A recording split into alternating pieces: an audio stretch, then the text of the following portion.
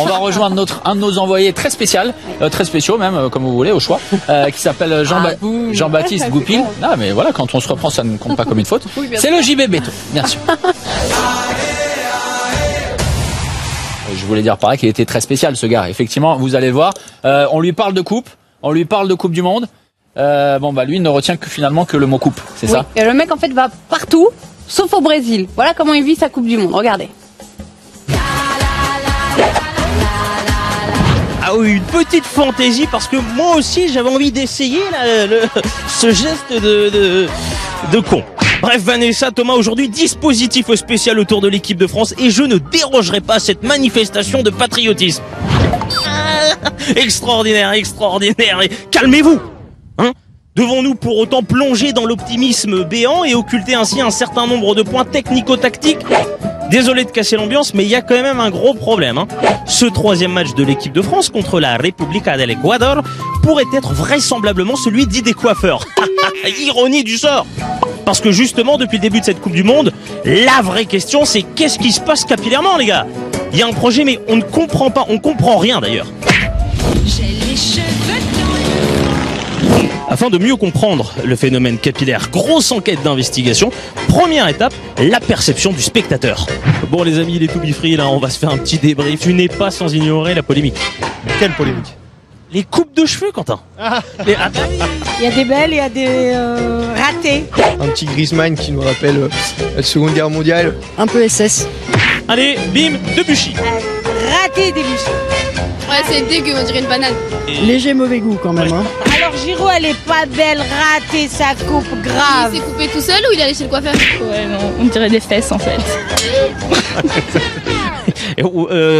Ah, effectivement. Ah oui, comme ça. Oui, d'accord. Non mais Louis, j'ai crisé sur sa coupe déjà.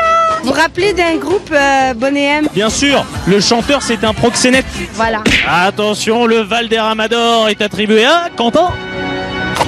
Debuchy, il a vraiment abusé. Robben. Robben? Oui, Robben. Bah, Pogba, restons français. Pogba. Ah, peut-être la première. La première. Hein.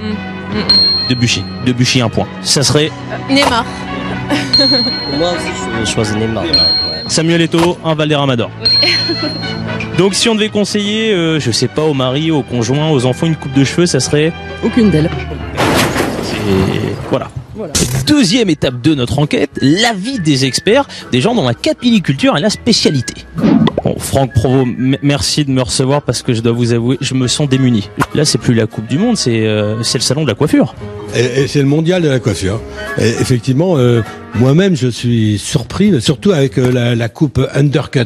Undercut, c'est rasé sur tous les côtés et on garde les cheveux. Puisqu'on parle de l'équipe de France, quoi de plus logique que d'interviewer le sélectionneur de l'équipe de France, d'une autre équipe de France, celle de coiffure, le Didier Deschamps de la coiffure, accessoirement 4 fois champion du monde. Hein. Je trouve que c'est plutôt très bien exécuté, je trouve qu'il le porte très bien en plus.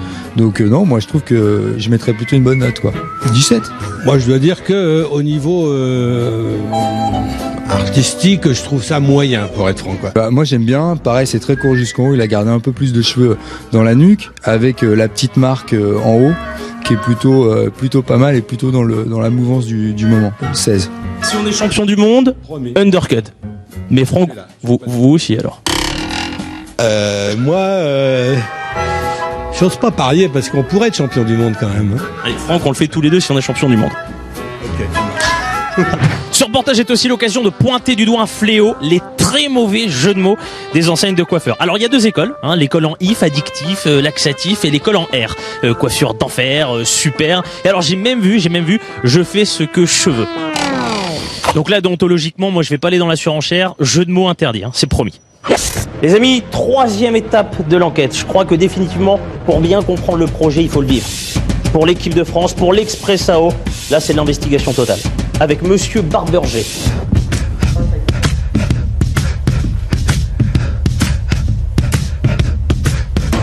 Bon alors ce qu'il faut quand même préciser les amis, c'est que Barberger c'est quand même le coiffeur des footballeurs. Qui est-ce que t'as à ton CV, à ton tableau de chasse, Barber? Djibril Cissé, Yann M'Vila, Pierre-Emerick Aubameyang, Blaise Matuidi. Là j'ai un projet pour toi.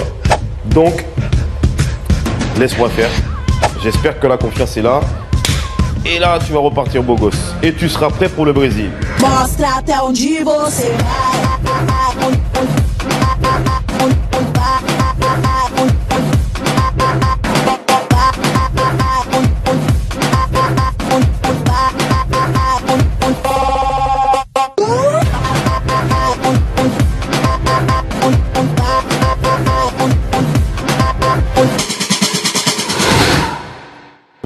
que la France l'emporte. T'as vu, je prends des petites pauses de footballeur un peu. Hein? Bah oui, mais là t'as une coupe, t'as une coiffure de footballeur. J'ai compris le projet, grâce à toi, Barbeur. Ça c'est le futur. Vanessa, Thomas, footballeur, artiste ou criminel récidiviste? Telle est la question. En tout cas, que nos coiffeurs de français, eux, ne doutent pas, car nous, on y croit. Hé, tu m'as coiffé sur le poteau. Oh non, coiffé, j'avais promis et là je rechute 2 cheveux. Magnifique, magnifique. Il est fou, Jean-Baptiste Goupil. On est ravis en tout cas de le retrouver chaque semaine.